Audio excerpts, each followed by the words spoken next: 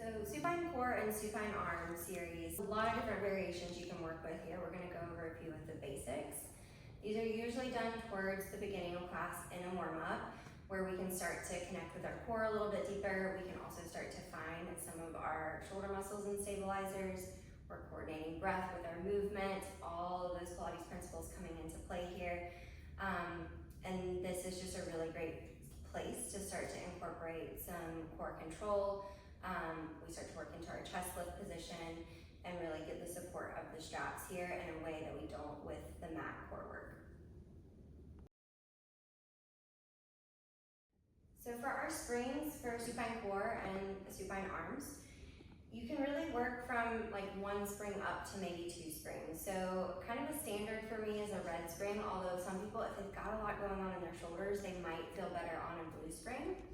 I've been loving a green spring lately for this to get a little bit heavier into the arms. Some people like a red and a blue.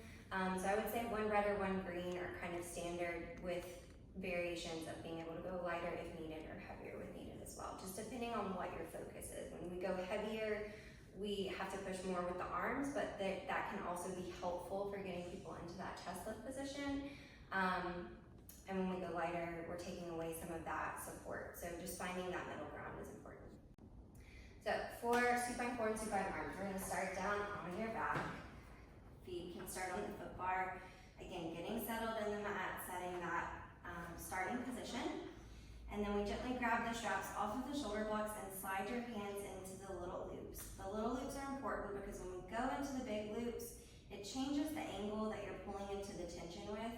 It is usable as a tool if you ever need to lighten up the springs, but typically we want to stay with little loops here. So hands in the little loops, reach up to the ceiling and give a little bit of a press until you feel some of that tension in the straps. And then we gently bring the legs to a tabletop position. And this is kind of our standard start position here for our supine core work. So from here, we are going to start by lowering and lifting the arms. So just an exhale, pressing straight down all the way to the hips. Inhale, gently lifting back up. And this is where we frequently start supine core, whether it is a beginner or intermediate class, just to set up this position. And from there, we can start to add layers. So we can add our chest lift. As you press down, you roll the head, neck, and shoulders up, sliding the rib cage down to the pelvis, and you inhale and lower the chest back down. From there, we can also start to add in legs. So without that chest lift, we could extend the legs long and bend in. We could lower the arms down and hold and bicycle, or we could combine those movements and lower the legs as we roll the head, neck, and shoulders up and lower back down.